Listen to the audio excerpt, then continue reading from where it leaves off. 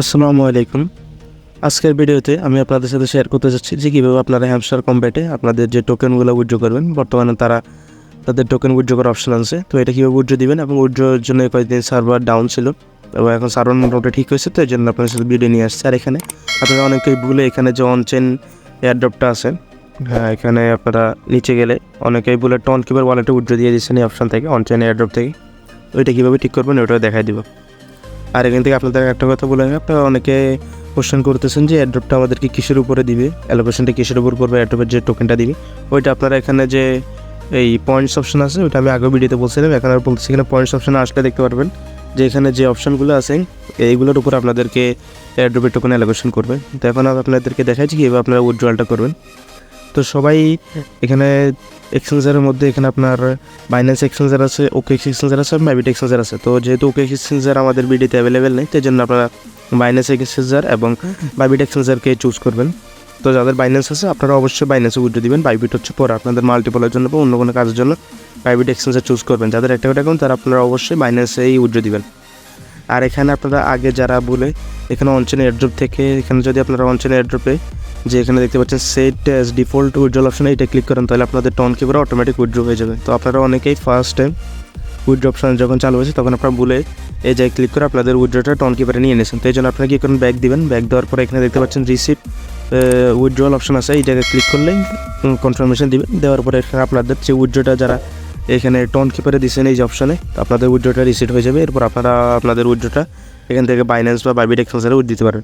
তো এখান থেকে আপনারা বাইন্যান্স এক্সচেঞ্জারে উইথড্র দেওয়ার জন্য এখানে আপনারা যে বাইন্যান্স এক্সচেঞ্জার অপশন আছে এটা ক্লিক করবেন এবং এই জন্য অবশ্যই আপনাদের একটা বাইন্যান্সে কেওয়াইসি করে অ্যাকাউন্ট খুলে রাখবেন। এরপর এখান থেকে আপনারা বাইন্যান্স এক্সচেঞ্জার অপশনে ক্লিক করার পরে ইয়েস আই হ্যাভ ইট এটা লেখা আসবে, এটা ক্লিক করবেন। করার পর দেখবেন এরকম একটা ইন্টারফেস চালু হবে। তো এরপর এখন আপনারা এখানে আপনাদের হ্যামস্টারের ডিপোজিট অ্যাড্রেস দিতে হবে আর এখানে মেমো অ্যাড্রেস দিতে হবে। তো এই জন্য আপনারা ফার্স্টে এখন আপনাদের বাইন্যান্স অ্যাকাউন্ট ওপেন করে নেবেন। এখানে আপনাদের বাইন্যান্সের অ্যাকাউন্টে আসার পর আপনারা অবশ্যই আপনাদের বাইন্যান্স অ্যাকাউন্টে কেওয়াইসি করে রাখবেন। যারা আগে থেকে করা আছে তাদের তো হয়েছে, আর যাদের করা না আপনারা অবশ্যই আপনাদের বাইন্যান্স অ্যাকাউন্টে কেওয়াইসি করে নেবেন। যদি বাইবিটে উইথড্র দেন তাহলে আপনারা অবশ্যই সেম বাইবিটে অ্যাকাউন্টে আপনাদের কেওয়াইসিটা কমপ্লিট করে নেবেন। এরপর এখানে আপনারা নিচে যে ওয়ালেট অপশন দেখতে পাচ্ছেন এই ওয়ালেট অপশনে ক্লিক করবেন। করার পর এখানে দেখতে পাচ্ছেন ডিপোজিট অপশন আছে, এখানে ডিপোজিটে ক্লিক করবেন। ক্লিক করার পর এখানে উপরে সার্চ কয়েন লেখা আছে, এই জায়গায় ক্লিক করবেন। করার পর এখানে হ্যামস্টার সার্চ দিবেন।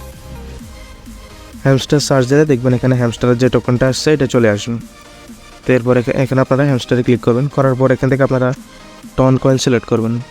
এতদিন টন কয়েন সাসপেন্ড ছিল, এখানটা সাসপেন্ড অফ করে দিচ্ছে। এরপর এখান থেকে আপনারা দেখতে পাচ্ছেন টন কয়েন সিলেক্ট করার পর এখানে আপনাদের ডিপোজিট অ্যাড্রেসটা আসছে এবং মেমো আসছে। তো আপনারা এখান থেকে আপনাদের ডিপোজিট অ্যাড্রেসটা কপি করে নেবেন।